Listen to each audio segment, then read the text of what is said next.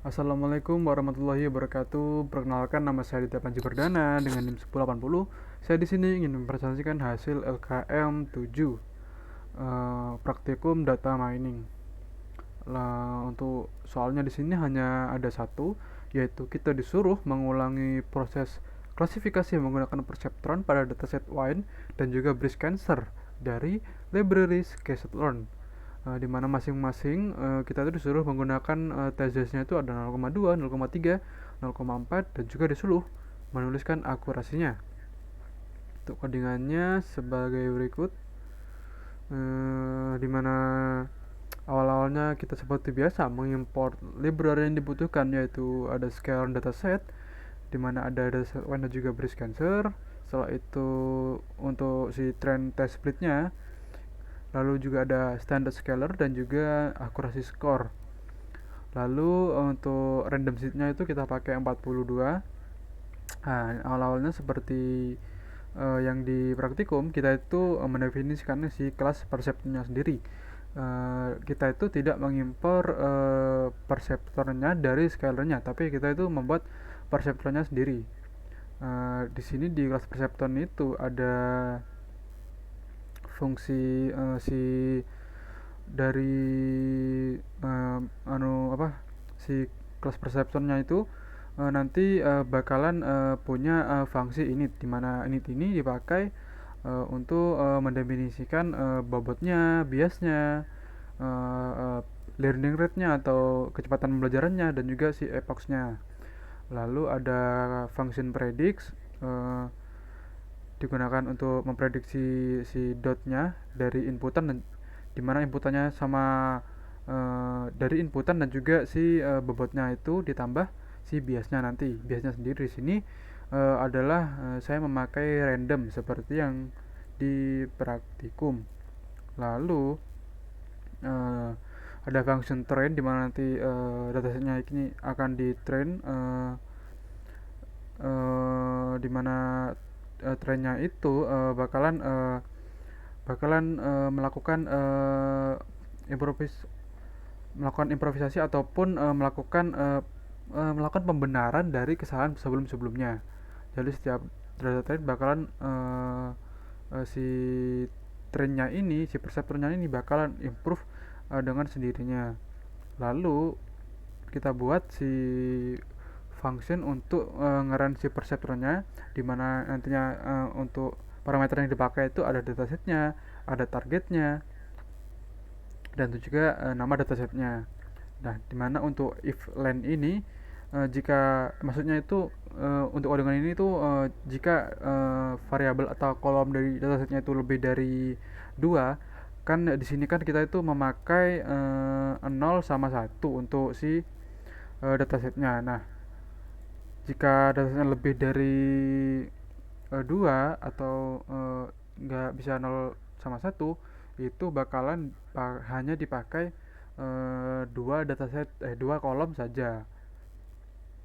Lalu kita standar scalarkan, kita transform datanya, di mana nantinya untuk transform data ini kita datanya itu nanti bakalan ditransform jadi antara 0 sampai satu. Jadi semisal datasetnya isi datasetnya itu misalkan panjang apa itu 5 cm, lalu lebarnya itu 4, nanti bakalan ditransform ataupun di pre-processing menjadi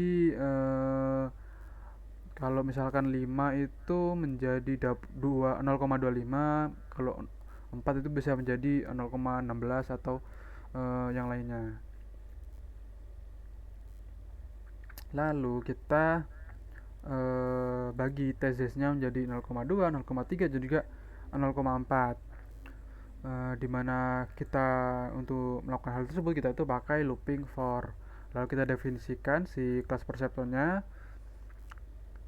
lalu kita train si perceptron.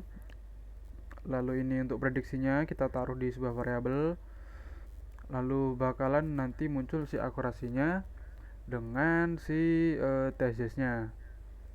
Lalu di sini kita load dulu when-nya. Setelah itu kita print di sini.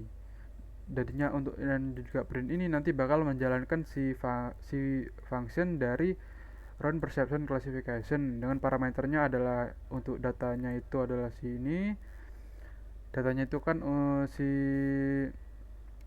kolom 1 dan 2, terus targetnya itu misalkan ini panjang dan juga lebar untuk datanya.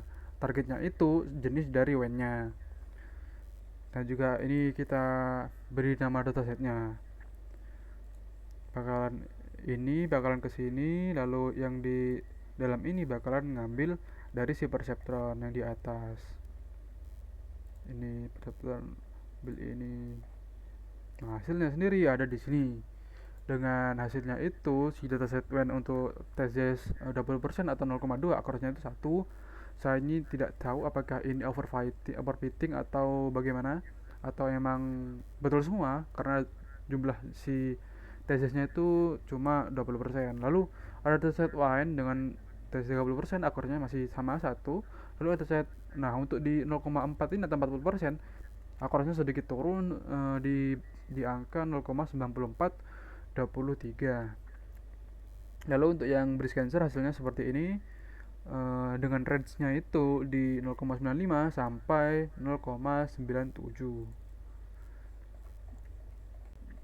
Ini hasilnya, dan juga untuk hasil dan datanya di mana dataset when sendiri itu,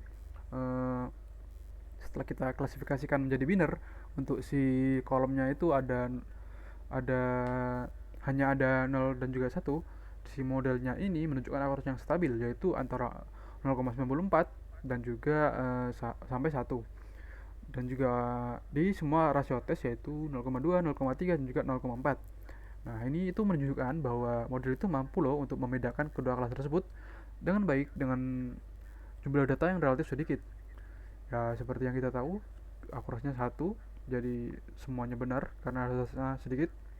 Nah, itu untuk breast cancernya sendiri, akurasinya itu juga masih tinggi, berkisar 0,95 dan juga sampai 0,97, dimana dasar ini pasti memiliki pola fitur yang uh, lebih linear dari untuk yang di dasar tadi.